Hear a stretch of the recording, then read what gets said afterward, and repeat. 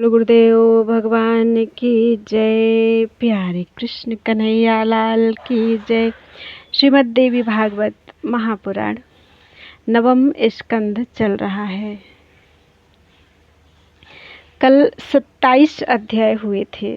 हमने 37 बोला था क्योंकि इसमें कोष्ठक में 36-37 लिखा था, वही हमने बोल दिया था। तो इसमें अधिक जगह पे गलत मतलब लिखा हुआ है। विषय सूची में 27वां अध्याय है और यहाँ पे 37 लिखा था। चलिए, कथा से मतलब है हमें, तो अध्याय में क्या रखा है। बोलो वृंदावन बिहारी लाल की जय। भगवती भुवनेश्वरी के स्वरूप, महत्व और गुणों की अनिर्वचनीयता। हमारी कथा चल रही है सावित्री और यमराज संवाद। सावित्री ने कहा, प्रभु, अब आप मुझे जो समस्त सार पदार्थों में सर्व प्रधान है, वह भगवती की भक्ति प्रदान करने की कृपा कीजिए, क्योंकि वही मुक्ति का सिद्ध मार्ग है। उसी के प्रभाव से मनुष्य नरक से तर जाते हैं। वही संपूर्ण अशुभ कर्मों को नष्ट करने की शक्ति से संपन्न है। उसकी महिमा से कर्म वृक्ष की जड़ ही कट जाती है। भगवान, मुक्ति किसको कहते हैं? मुक्तियाँ कितने प्रकार की होती हैं? उनके क्या लक्षण हैं? तथा भक्ति का वस्तुतः स्वरूप क्या है? भक्ति के कितने भेद हैं एवं किए हुए कर्मों के भोग का नाश किस प्रकार से हो सकता है? ये सारी बातें भी मैं जानना चाहती हूँ। वेद वेदताओं में श्रेष्ठ प्रभु, आप मुझे संक्षेप में परम सार रूप ज्ञान प्रदान करने की कृपा कीजिए। अज्ञानी को ज्ञान प्रदान करने से जो महान पुण्य होता है, वह यज्ञ, तीर्थ, स्नान, दान, व्रत और तप के संपूर्ण पुण्य फल उसकी 16वीं कला की भी बराबरी नहीं कर सकते। पिता की अपेक्षा माता की श्रेष्ठता 100 गुनी अधिक मानी जाती है, यह बिल्कुल निश्चित है। परंतु प्रभु, ज्ञानदाता होने के कारण गुरु उन माता से भी 100 गुने अधिक पूज्य हैं। धर्मराज बोले, बत्से, तुम जिसकी अभिलाषा कर रही हो वह सब तो मैं तुम्हें पहले ही दे चुका हूँ। अब जो तुम भगवती जगदम्बा की भक्ति चाहती हो, वह भी मेरे उस पहले दिए हुए वर के प्रभाव से ही प्राप्त हो सकती है। कल्याणी, तुम जो मूल प्रकृति भगवती जगदम्बा के गुणानुवाद का श्रवण करना चाहती हो, सो यह बड़ा ही विलक्षण है। इसके पूछने, कहने और सुनने वाले सभी अपने कुल को तारने वाले हैं, परंतु है यह बहुत कठिन। सहस्र मुख वाले शेष जी भी इसे कहने में असमर्थ हैं। मृत्युंजय भगवान शंकर जी यदि अपने 5 मुखों से कहने लगे तो वे भी पार नहीं पा सकते। ब्रह्मा जी 4 वेदों तथा अखिल जगत की सृष्टा हैं। 4 मुखों से उनकी परम शोभा होती है। भगवान विष्णु सर्वज्ञ हैं, परंतु ये दोनों प्रधान देव भी भगवती के गुणों का सम्यक प्रकार से वर्णन करने में समर्थ नहीं हैं। स्वामी कार्तिकेय अपने 6 मुखों से वर्णन करते रहे तो भी अंत नहीं पा सकते। महाभाग गणेश जी को योगींद्रों के गुरु का गुरु कहा जाता है, किंतु भगवती के गुणों का वर्णन कर पाना उनके लिए भी असंभव है। संपूर्ण शास्त्रों के सार तत्व 4 वेद हैं। ये वेद तथा इनसे परिचित विद्वान भी भगवती जगदम्बा की गुणों की एक कला भी जानने में असमर्थ सिद्ध हो जाते हैं। देवी की महिमा वर्णन में साक्षात सरस्वती जी भी जड़ के समान होकर असमर्थता प्रकट करने लगती हैं। सनक, सनंदन, सनातन, सनत कुमार, धर्म, कपिल तथा सूर्य, ये तथा श्री ब्रह्मा जी के अन्यान्य सुयोग्य पुत्र भी उनके महत्व का वर्णन करने में सफलता प्राप्त नहीं कर सके। तब फिर अन्य व्यक्तियों से क्या आशा की जा सकती है? श्री देवी के जिन गुणों की व्याख्या सिद्ध, मुनींद्र तथा योगींद्र भी नहीं कर सकते, उनका वर्णन अन्य पुरुष कैसे कर सकते हैं तथा मैं ही कैसे कर सकता हूँ? ब्रह्मा, विष्णु और शिव प्रभृति देवता भगवती के जिन चरण कमलों का ध्यान करते हैं, वे देवी भक्तों के लिए जितनी सुगम है, उतने ही भक्तिहीन जनों के लिए दुर्लभ भी हैं। भगवती का गुणानुवाद परम पवित्र है। कुछ लोग किसी अंश को जानते हैं। परम ब्रह्मज्ञानी ब्रह्मा कुछ अतिरिक्त ही अंश से परिचित हैं। ज्ञानियों के गुरु गणेश जी को कुछ और ही ढंग से भगवती का गुण ज्ञात है। सबसे विलक्षण गुण सर्वज्ञानी भगवान शंकर जी ही जानते हैं, क्योंकि परब्रह्म भगवान श्री कृष्ण की कृपा से उन्हें इनका ज्ञान प्राप्त हो चुका है। पूर्व समय की बात है। भगवान शंकर एक बार गोलोक में गए थे। वहाँ एक परम निर्जन कानन में रास मंडल का आयोजन था।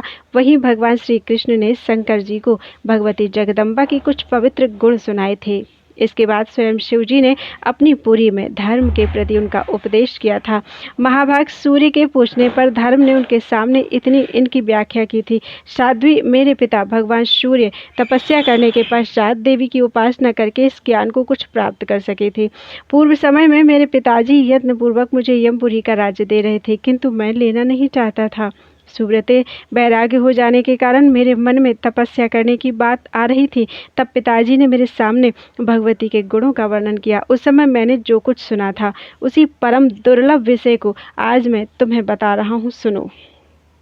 बरानने मूल प्रकृति भगवती जगदम्बा के इतने अमित गुण हैं कि उन्हें भी स्वयं ही पूरा नहीं जानती, तब दूसरे की तो बात ही क्या है।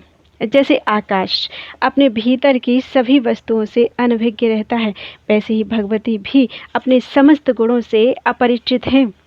इन ब्रह्म स्वरूपिणी भगवती का प्रथम रूप सर्वात्मा है, जो सबके भगवान एवं संपूर्ण कारणों के कारण हैं। सर्वेश्वर, सर्वाद्य, सर्वविद और सर्व परिपालक आदि जिनके पृथक पृथक नाम हैं, जो नित्य स्वरूप एवं नित्य विग्रह हैं, सदा परम आनंद परिपूर्ण रहते हैं, जो भौतिक आकार से रहित हैं तथा जो निरंकुश, निसंग, निर्गुण, त्रिगुण रहित, निरामय, निर्लिप्त, सर्वसाक्षी, सर्वाधार एवं परात्पर हैं। वे ही परमात्मा अपनी माया से मूल प्रकृति भगवती भुवनेश्वरी के रूप में अभिव्यक्त हो जाते हैं। सभी नामधारी वस्तुओं की अभिव्यक्ति या उत्पत्ति उन्हीं से हुई है। स्वयं परमात्मा ही प्रकृति के संयोग से प्रकृति शब्दवाच्य हो जाते हैं। इन प्रकृति और पुरुष दोनों में वस्तुतः इस प्रकार की अभिन्नता है जैसे अग्नि और दाहिका शक्ति में कभी किंचित भी भिन्नता की कल्पना नहीं उठती। वे ही ये सच्चिदानंद स्वरूपिणी भगवती जगदम्बा शक्ति एवं महामाया नाम से प्रसिद्ध हैं। इनका कोई रूप नहीं है, तथापि भक्तों पर कृपा करने के लिए ये विविध रूप धारण किए हुए हैं। ये ही सर्वप्रथम गोपाल सुंदरी का रूप धारण कर चुकी हैं। अतः स्वयं परब्रह्म परमात्मा भगवान श्री कृष्ण इन्हीं के अभिन्न स्वरूप हैं। उस समय उनकी अवर्णनीय शोभा थी, परम कमनीय कलेवर था, मनोमुग्ध कारिणी, निरतिशय सुंदर, नवनील नीरद आकृति थी, नित्य नवकिशोर गोपवेश था। उनके नेत्र कमल की शोभा के सामने शरतकालीन मध्याह्न के कमल की सुषमा छविहीन हो रही थी। उनकी सौंदर्य माधुरी पर अनंत अनंग न्यौछावर हो रहे थे। उनके मधुर मनोहर मुख चंद्र को देखकर शारदीय पूर्णिमा के कोटि कोटि कलाधर छिपे जाते थे। दिव्य अमूल रत्नों से रचित प्रभामय आभूषणों से उनके सर्वांग अलंकृत थे। कटि प्रदेश परम प्रभाशाली पीतांबर से सुशोभित था। सहज ब्रह्म ज्योति से उनका श्री विग्रह उद्भासित था। उनके विशाल वक्षस्थल पर दिव्य सुगंधमयी बनमाला लहरा रही थी।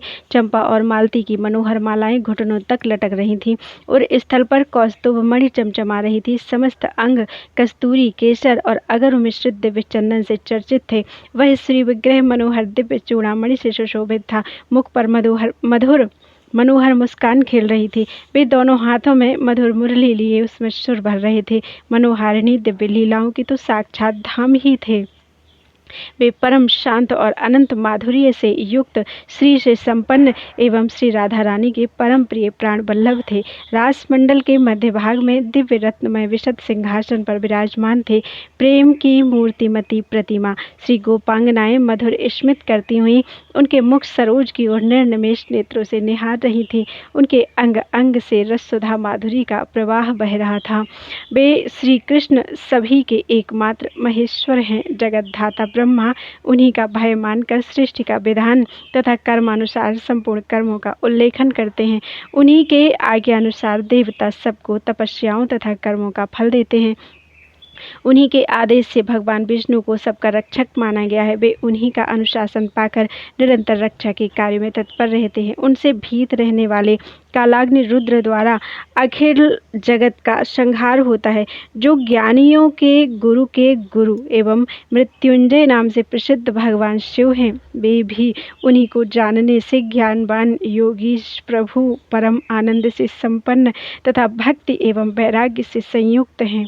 साध्वी उन्हीं का भय मानकर शीघ्रगामियों में प्रमुख पवन चलते तथा सूर्य निरंतर तपते हैं। उन्हीं की आज्ञा के अनुसार इंद्र वर्षा करते हैं, मृत्यु प्राणियों पर प्रभाव डालते हैं, अग्नि जलाते हैं तथा शीतल जल शीतल करते हैं। उन्हीं की आज्ञा से भयभीत दिक्पालों द्वारा दिशाओं की रक्षा होती है। उन्हीं के भय से ग्रह राशि चक्रों पर भ्रमण करते हैं। वृक्ष जो फूलते और फलते हैं, इसमें भी उन्हीं का भय ही कारण है। उन्हीं की आज्ञा को सिरोधार्य करके काल जगत का संहार करता है। उनकी आज्ञा के बिना जलचर और स्थलचर कोई भी प्राणी जीवित नहीं रह सकता। उनकी आज्ञा के बिना संग्राम में तथा किसी भी विषम स्थल में आबद्ध प्राणी को भी मृत्यु नहीं मार सकती। उन्हीं की आज्ञा से वायु अगाध जल को, जल कच्छप को, कच्छप शेषनाग को, शेषनाग पृथ्वी को और पृथ्वी समुद्रों तथा पर्वतों को धारण किए रहती है। जो सब प्रकार से क्षमामयी है, वह पृथ्वी उन्हीं की आज्ञा से नाना प्रकार के रत्नों को धारण करती है। उन्हीं के आज्ञानुसार पृथ्वी पर संपूर्ण प्राणी उत्पन्न और नष्ट होते हैं। पतिव्रते देवताओं के 71 योगों की इंद्र की आयु होती है। ऐसे 28 इंद्रों के बीत जाने पर ब्रह्मा का एक दिन रात होता है। इसी प्रकार 30 दिनों का एक मास होता है और 2 मास की ऋतु तथा 6 ऋतुओं का एक वर्ष होता है। ऐसे 100 वर्ष की ब्रह्मा की आयु होती है। यही ब्रह्मा की आयु का मान कहा गया है। ब्रह्मा के शांत होने पर माया विशिष्ट प्रकृति ब्रह्म परमात्मा की एक पलक गिरती है। जब वे आंख मूंद लेते हैं, तब उसी को प्राकृतिक प्रलय कहते हैं। उस प्राकृतिक प्रलय के समय संपूर्ण देवता, चराचर प्राणी, धाता तथा विधाता, ये सब भगवान श्री कृष्ण के नाभि कमल में लीन हो जाते हैं। क्षीर सागर में शयन करने वाले श्री विष्णु तथा वैकुंठवासी चतुर्भुज भगवान श्री विष्णु परब्रह्म परमात्मा श्री कृष्ण के वाम पार्श्व में लीन हो जाते हैं। ज्ञान के अधिष्ठाता सनातन भगवान शिव उन परमात्मा श्री कृष्ण के ज्ञान में प्रवेश कर जाते हैं। संपूर्ण शक्तियाँ विष्णु माया दुर्गा में तिरोहित हो जाती हैं। विष्णु माया दुर्गा भगवान श्री कृष्ण की बुद्धि में स्थान ग्रहण कर लेती हैं, क्योंकि वे उनकी बुद्धि की अधिष्ठात्री देवी हैं। नारायण के अंश स्वामी कार्तिकेय उनके वक्षस्थल में लीन हो जाते हैं। सुब्रते गणों के स्वामी देवेश्वर गणेश जी को भगवान श्री कृष्ण का अंश माना गया है। वे उनकी दोनों भुजाओं में प्रविष्ट हो जाते हैं। लक्ष्मी की अंशभूता देवियाँ लक्ष्मी में तथा लक्ष्मी श्री राधा में लीन हो जाती हैं। गोपियाँ तथा संपूर्ण देव पत्नियां भी श्री राधा में ही लीन हो जाती हैं। भगवान श्री कृष्ण के प्राणों की अधीश्वरी देवी श्री राधा उनके प्राणों में निवास कर जाती है। सावित्री, वेद एवं संपूर्ण शास्त्र सरस्वती में प्रवेश कर जाते हैं। सरस्वती परब्रह्म परमात्मा भगवान श्री कृष्ण की जिह्वा में विलीन हो जाती हैं। गोलोक के संपूर्ण गोप भगवान श्री कृष्ण के रोमकूपों में लीन हो जाते हैं। उन प्रभु के प्राणों में संपूर्ण प्राणियों के प्राणवायु, उनकी जठराग्नि में समस्त अग्नियों का तथा उनकी जिह्वा के अग्रभाग पर जल का लय हो जाता है। वैष्णव पुरुष अत्यंत आनंदित होकर उन भगवान श्री कृष्ण के चरण कमलों में लीन हो जाते हैं।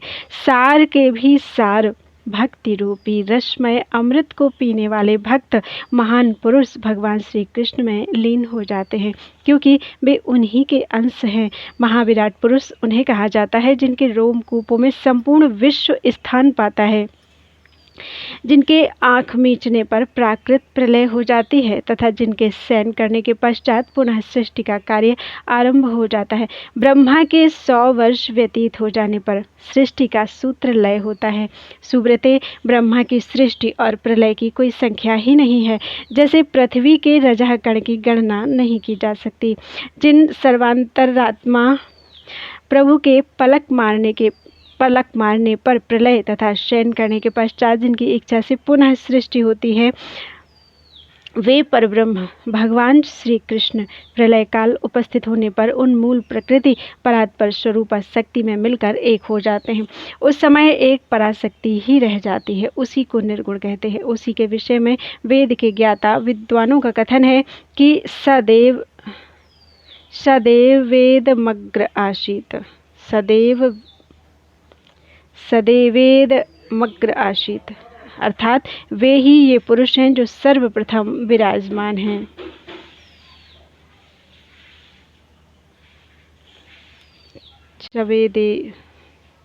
सदैवे इदम अग्र, ये संधि विच्छेद है सदैवेदमग्र का। सदैवेद इदम अग्र, सदैवे इदम अग्र आसीत, अर्थात वे ही ये पुरुष हैं जो सर्वप्रथम विराजमान थे। भगवती मूल प्रकृति अव्यक्त होने पर भी व्यक्त पद से संबोधित होती हैं। उसे चिद्ब्रह्म से अभिन्नत्व प्राप्त है, अतः प्रलय काल में वह ज्यों की त्यों विराजमान रहती हैं। फिर ऐसे विशिष्ट गुणों से संपन्न भगवती जगदम्बा के गुणों का वर्णन करने के लिए अखिल ब्रह्मांड में कौन ऐसा पुरुष है जो सफलता प्राप्त कर सके। चारों वेदों ने मुक्ति के 4 भेद बतलाए हैं। उन सब में प्रभु की भक्ति को प्रधान माना जाता है, क्योंकि इसके सामने सभी तुच्छ हैं। एक मुक्ति शालोक्य प्रदान करने वाली, दूसरी सारूप्य देने में निपुण, तीसरी सामीप्य प्रदान करने वाली और चौथी भक्ति निर्वाण पद पर पहुंचाने वाली कही जाती है। भक्त पुरुष परम प्रभु परमात्मा की सेवा छोड़कर इन मुक्तियों की इच्छा नहीं करते। वे शिवत्व, अमरत्व और ब्रह्मत्व की भी अवहेलना करते हैं। मुक्ति सेवा रहित होती है और भक्ति में निरंतर सेवा भाव का उत्कर्ष होता रहता है। यही भक्ति और मुक्ति का भेद है। अब निषेक खंडन प्रसंग सुनो। विद्वान पुरुष कहते हैं कि किए हुए कर्मों का भोग ही निषेक है। उसके खंडन का कल्याणप्रद उपाय तो यही है कि मूल प्रकृति भगवती श्रीदेवी की उत्तम सेवा की जाए। साध्वी, यह तत्वज्ञान लोक और वेद में स्थिर है, अतएव वत्से तुम इस विघ्न रहित एवं शुभप्रद मार्ग का सुखपूर्वक अनुसरण करो। इस प्रकार कहकर सूर्यपुत्र धर्मराज ने सावित्री के पति सत्यवान को जीवन प्रदान करके सावित्री को शुभ आशीर्वाद दिया। तत्पश्चात वे जाने के लिए उद्यत हो गए। उन्हें जाते देखकर सावित्री ने उनके चरणों में मस्तक झुकाया और उनके चरणों को पकड़कर वह रो पड़ी। उन परम उदार धर्मराज के बिछोह के कारण वह दुखी हो रही थी। कृपा सागर धर्मराज सावित्री की यह स्थिति देखकर परम संतुष्ट हुए, साथ ही उनकी आंखों से भी स्नेह जल की धारा बहने लगी। उन्होंने सावित्री से कहा, धर्मराज बोले, सावित्री, तुम पुण्य क्षेत्र भारतवर्ष में बहुत वर्षों तक सुख भोगने के अनंतर उस लोक में जाओगी जहाँ स्वयं भगवती विराजमान रहती हैं। भद्रे, अब तुम अपने घर जाओ और भगवती सावित्री का व्रत करो। 14 वर्षों तक करने पर यह व्रत नारियों को मोक्ष प्रदान करता है। ज्येष्ठ मास के शुक्ल पक्ष में चतुर्दशी तिथि को यह व्रत करना चाहिए। भाद्रपद मास के शुक्ल पक्ष में अष्टमी तिथि के दिन महालक्ष्मी का व्रत होता है। शुचिस्मते, यह व्रत 16 वर्षों तक करना चाहिए। जो भक्ति पूर्वक इस व्रत का पालन करती है उसे भगवान श्री हरि का परम पद प्राप्त हो जाता है। प्रत्येक मंगलवार के दिन मंगल प्रदान करने वाली भगवती मंगल चंडिका की पूजा करनी चाहिए। प्रत्येक मास के शुक्ल पक्ष में षष्ठी के दिन मंगल प्रदा भगवती षष्ठी देवसेना की उपासना करने का विधान है। इसी प्रकार आषाढ़ की संक्रांति के अवसर पर संपूर्ण सिद्धि प्रदान करने वाली भगवती मनसा की पूजा होती है। कार्तिक मास के शुक्ल पक्ष की पूर्णिमा तिथि को रास के अवसर पर भगवान श्री कृष्ण की प्राणाधिका श्री राधा की उपासना करनी चाहिए तथा प्रत्येक मास की शुक्ल अष्टमी के दिन मंगल प्रदान करने वाली भगवती दुर्गा का व्रत करना चाहिए। जो नारी पुत्रवती और सुहागिनी स्त्रियों, पुण्यमयी पतिव्रताओं एवं यंत्रों में तथा प्रतिमाओं में भगवती विष्णु माया, दुर्गति नाशिनी दुर्गा तथा प्रकृति स्वरूपनी भगवती जगदम्बा की भावना करके धन और संतति प्राप्ति के लिए भक्तिपूर्वक उनकी पूजा करती है, वह इस श्लोक में सुख भोग कर अंत में भगवती श्रीदेवी के परम पद को प्राप्त होती है। साधक पुरुष को चाहिए कि इस प्रकार देवी की विभूतियों का निरंतर पूजन करे। अतएव तुम निरंतर सर्वरूपा मूल प्रकृति श्री भुवनेश्वरी की उपासना करो। इस परमेश्वरी की सेवा से बढ़कर दूसरा कोई भी ऐसा कार्य नहीं है जिससे प्राणी कृत्य हो सके। इस प्रकार कहकर धर्मराज अपने स्थान पर पधार गए। सावित्री भी पतिदेव को लेकर अपने घर पर लौट गईं। नारद यूं सावित्री और सत्यवान जब दोनों घर पर चले आए तब सावित्री ने अपने अन्य बांधवों से सारा वृत्तांत कह सुनाया। फिर वर के प्रभाव से क्रमशः सावित्री के पिता पुत्रवान हो गए। उसके ससुर की आंखें ठीक हो गईं और वे अपना राज्य पा गए। सावित्री स्वयं भी बहुत से पुत्रों की जननी बन गई। उस पतिव्रता सावित्री ने पुण्यभूमि भारतवर्ष में अनेक वर्षों तक सुख भोग किया। तत्पश्चात वह अपने पति के साथ भगवती भुवनेश्वरी के लोक में चली गई। सूर्य मंडलात्मक सविता की अधिष्ठात्री होने से अथवा सूर्य के अंतर्गत ब्रह्म प्रतिपादक गायत्री मंत्र की अधिदेवता होने से इसका नाम सावित्री हुआ। अथवा संपूर्ण वेदों की जननी होने से जगत में इसका नाम सावित्री प्रसिद्ध है। वत्स, इस प्रकार सावित्री का श्रेष्ठ उपाख्यान तथा प्राणियों के कर्म विपाक ये प्रसंग तुम्हें बता दिए। अब पुनः क्या सुनना चाहते हो? बोलो वृंदावन बिहारी लाल की जय। भगवती महालक्ष्मी के प्राकट्य तथा विभिन्न व्यक्तियों से उनके पूजित होने का तथा दुर्वासा के शाप से महालक्ष्मी के देवलोक त्याग और इंद्र के दुखी होकर बृहस्पति के पास जाने का वर्णन। नारद जी ने कहा, भगवान, मैं धर्मराज और सावित्री के संवाद में मूल प्रकृति भगवती भुवनेश्वरी तथा निर्गुण स्वरूपा गायत्री का निर्मल यश सुन चुका। अब इन देवियों के गुणों का कीर्तन निसंदेह सत्य रूप एवं मंगलों का भी मंगल है। प्रभु, अब मैं भगवती लक्ष्मी का उपाख्यान सुनना चाहता हूँ। वेद वेत्ताओं में श्रेष्ठ भगवान, सर्वप्रथम भगवती लक्ष्मी की किसने पूजा की? इन देवी का कैसा स्वरूप है और किस मंत्र से इनकी पूजा होती है? आप मुझे इनका गुणानुवाद सुनाने की कृपा कीजिए। भगवान नारायण कहते हैं, ब्रह्मन, प्राचीन समय की बात है। सृष्टि के आदि में परब्रह्म परमात्मा भगवान श्री कृष्ण के वाम भाग से रासमंडल में भगवती श्री राधा प्रकट हुई। उन परम सुंदरी श्री राधा के चारों ओर बटवृक्ष शोभा दे रहे थे। उनकी अवस्था ऐसी थी मानो 12 वर्षीय देवी हों। निरंतर रहने वाला तारुण्य उनकी शोभा बढ़ा रहा था। उनका दिव्य विग्रह ऐसा प्रकाशमान था मानो श्वेत चंपक का पुष्प हो। उन मनोहारिणी देवी के दर्शन परम सुखी बनाने वाले थे। उनका प्रसन्न मुख शरद पूर्णिमा के कोटि कोटि चंद्रमाओं की प्रभाव से पूर्ण था। उनके विकसित नेत्रों के सामने शरतकाल के मध्याह्नकालिक कमलों की शोभा छिप जाती थी। परब्रह्म परमात्मा भगवान श्री कृष्ण के साथ विराजमान रहने वाली वे देवी उनकी इच्छा के अनुसार 2 रूप हो गई। वर्ण, तेज, अवस्था, कांति, यश, वस्त्र, आभूषण, गुण, कृत्य, मुस्कान, अवलोकन, प्रेम तथा अनुनय, उनके ये सभी दिव्य गुण दोनों रूपों में समान ही थे। बाएं अंश से लक्ष्मी का प्रादुर्भाव हुआ और दाहिने अंश से श्री राधा ही विद्यमान रही। श्री राधा ने प्रथम परात पर प्रभु द्विभुज भगवान श्री कृष्ण को पति रूप से स्वीकार कर लिया। भगवान का विग्रह अत्यंत कमनीय था। महालक्ष्मी ने भी श्री राधा के वर लेने के पश्चात उन्हीं को पति बनाने की इच्छा प्रकट की। तब भगवान श्री कृष्ण उन्हें गौरव प्रदान करने के विचार से ही स्वयं 2 रूपों में प्रकट हो गए। अपने दक्षिण अंश से वे 2 भुजाधारी श्री कृष्ण बने रहे और बाएं अंश से चतुर्भुज विष्णु के रूप में परिणत हो गए। उन्होंने महालक्ष्मी को भगवान विष्णु की सेवा में समर्पित कर दिया। जो देवी अपनी स्नेह भरी दृष्टि से विश्व को निरंतर निरखती और लक्षित करती रहती हैं, वही अत्यंत गौरवान्वित होने के कारण महालक्ष्मी के नाम से प्रसिद्ध हुई। इस प्रकार द्विभुज भगवान श्री कृष्ण श्री राधा के प्राणपति बने और चतुर्भुज भगवान श्री विष्णु लक्ष्मी के। शुद्ध सत्व स्वरूपा भगवती श्री राधा गोपों और गोपियों से आवृत्त होकर अत्यंत शोभा पाने लगी। फिर चतुर्भुज भगवान श्री विष्णु भगवती लक्ष्मी सहित वैकुंठ धाम को पधार गए। ये भगवान श्री विष्णु और भगवान श्री कृष्ण दोनों समस्त अंशों में एक समान ही हैं। भगवती श्री महालक्ष्मी योग सिद्धि के कारण नाना रूपों में विराजमान हुई। वे परिपूर्णतम परम शुद्ध सत्य स्वरूपा भगवती लक्ष्मी संपूर्ण सौभाग्यों से संपन्न होकर महालक्ष्मी के नाम से प्रसिद्ध होकर वैकुंठ धाम में निवास करने लगी। प्रेम के कारण समस्त नारी समुदाय में वे प्रधान हुई। इंद्र की संपत्ति के समान सुंदर विग्रह धारण करके देवी स्वर्ग लक्ष्मी के नाम से स्वर्ग में प्रसिद्ध हुई। पाताल में उनका नाम नागलक्ष्मी और राजाओं के यहाँ राज्य लक्ष्मी हुआ। गृहस्थों के यहाँ गृह लक्ष्मी के नाम से वे पूजित हुई। ये सभी रूप इन महालक्ष्मी के एक अंश के हैं। अपने पूर्ण रूप से ये तो नित्य वैकुंठ धाम में ही विराजती हैं। गृहस्थों के संपूर्ण मंगलों को भी मंगल प्रदान करने वाली देवी संपत्ति स्वरूपा होकर विराजने लगी। गौओं में सुरभि रूप से तथा यज्ञों में दक्षिणा रूप से ये पधारी। क्षीर सागर के यहाँ उसकी कन्या बनी। ये कमलिनियों के लिए श्री रूपा और चंद्रमा के लिए शोभा रूपा हुई।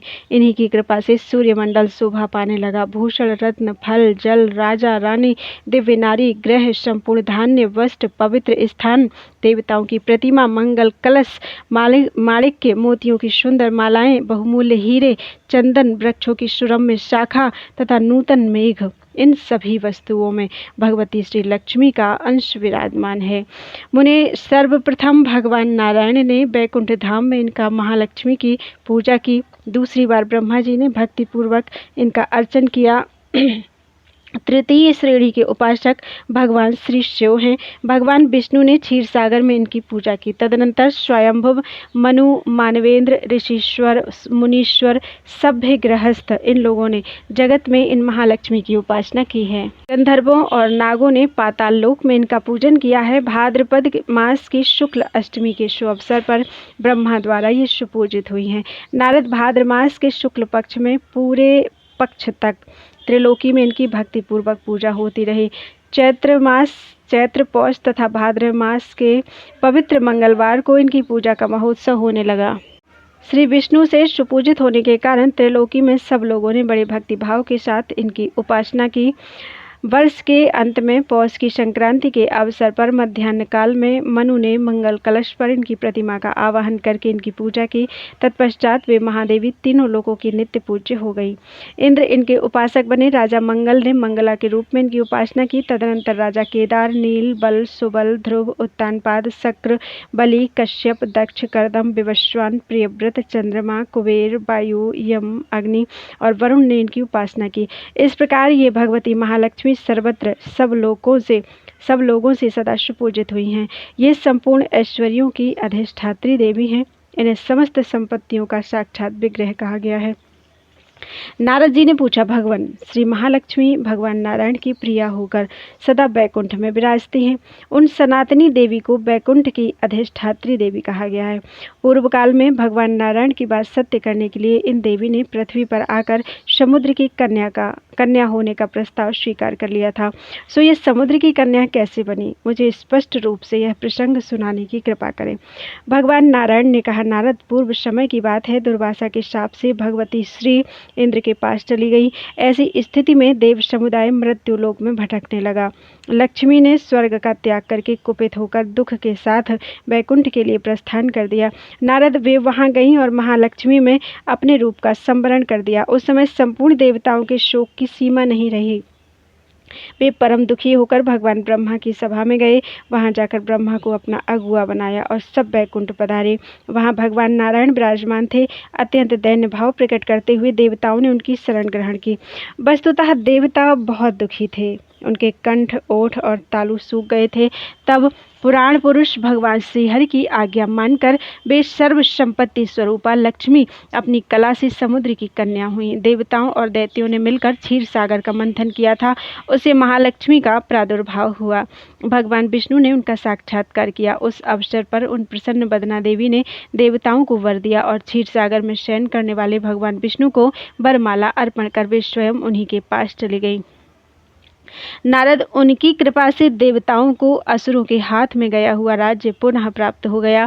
तदनंतर देवता उनकी भली भांति पूजा करके निरापद होकर सर्वत्र आनंद करने लगे। नारद जी ने पूछा, ब्रह्मनिष्ठ और तत्वज्ञ मुनिवर दुर्वासा ने कब, क्यों और किस अपराध के कारण इंद्र को शाप दे दिया था?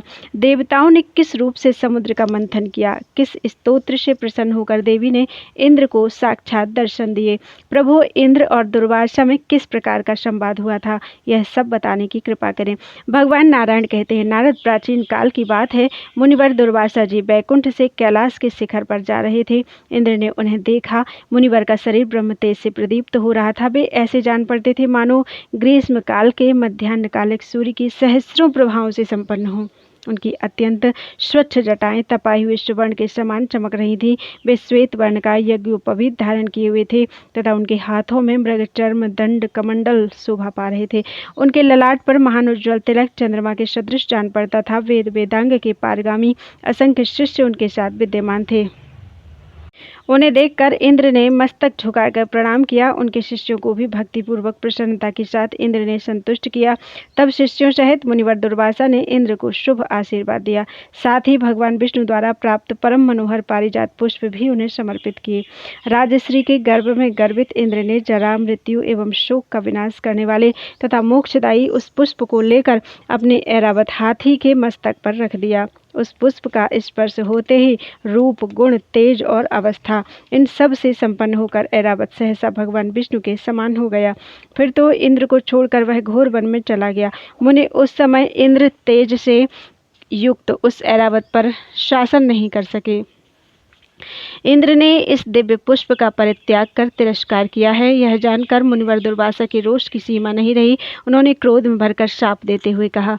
मुनिवर दुर्वासा बोले, अरे राजश्री के अभिमान में प्रमत्त होकर तुम क्यों मेरा अपमान कर रहे हो? तुम्हें मैंने यह पारिजात पुष्प दिया, गर्व के कारण तुमने स्वयं इसका उपयोग ना करके हाथी के मस्तक पर रख दिया। नियम तो यह है कि श्री विष्णु को समर्पित किए हुए नैवेद्य फल अथवा जल के प्राप्त होते ही उनका उपभोग करना चाहिए। त्याग करने से ब्रह्म हत्या के सदृश दोष लगता है। सौभाग्यवश प्राप्त हुए भगवान विष्णु के पावन नैवेद्य का जो त्याग करता है वह पुरुष श्री और बुद्धि से भ्रष्ट हो जाता है। भगवान विष्णु के लिए अर्पित की हुई वस्तु को पाते ही उसे पा लेने वाला वह बड़भागी पुरुष अपने 100 पूर्वजों का उद्धार करके स्वयं मुक्त हो जाता है। जो पुरुष नैवेद्य भोजन करके निरंतर भगवान श्रीहरि की भक्ति पूर्वक पूजा और स्तुति करता है वह भगवान विष्णु के समान हो जाता है। उसका स्पर्श करके चलने वाली वायु का संयोग पाकर तीर्थ पवित्र हो जाते हैं। उसकी चरण रज लगते ही पृथ्वी में अपार पवित्रता आ जाती है। बिना श्रीहरि को भोग लगाया हुआ अन्न पुंशली, कायर और शूद्र के अन्न के समान दोषप्रद होता है। वह मांस भक्षण से भी अधिक दोषावह है।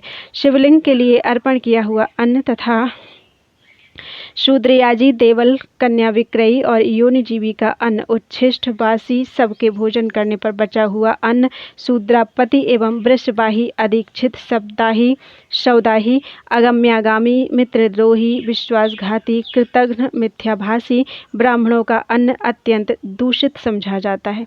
परंतु ये सब भी भगवान विष्णु को अर्पण करके भोजन करने से शुद्ध हो जाते हैं।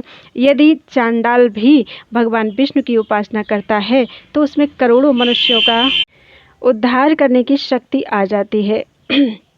श्रीहरि की भक्ति से विमुख मानव स्वयं अपनी भी रक्षा नहीं कर सकता। यदि अज्ञान में भी भगवान विष्णु को समर्पित नैवेद्य ग्रहण कर लिया जाए तो वह पुरुष अपने अनेक जन्मों के उपार्जित पापों से मुक्त हो जाता है। जानबूझकर भक्तिपूर्वक जो श्रीहरि का प्रसाद ग्रहण करता है उसके तो कई जन्मों के पाप निश्चित रूप से भस्म हो जाते हैं। इंद्र, तुमने जो अभिमान में आकर भगवान के प्रसाद रूप पारिजात के पुष्प को हाथी के मस्तक पर रख दिया, इस अपराध के फलस्वरूप लक्ष्मी तुम्हें छोड़कर भगवान श्रीहरि के समीप चली जाए। मैं भगवान नारायण का भक्त हूँ।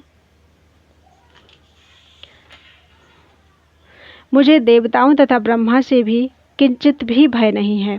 काल, मृत्यु और जरा से भी मैं नहीं डरता। फिर दूसरों की तो गिनती ही क्या है। तुम्हारे पिता प्रजापति कश्यप भी मेरा क्या करेंगे? देवराज, तुम्हारे गुरु बृहस्पति भी मुझ निशंक पुरुष का कुछ भी नहीं बिगाड़ सकते। मुनिवर दुर्वासा के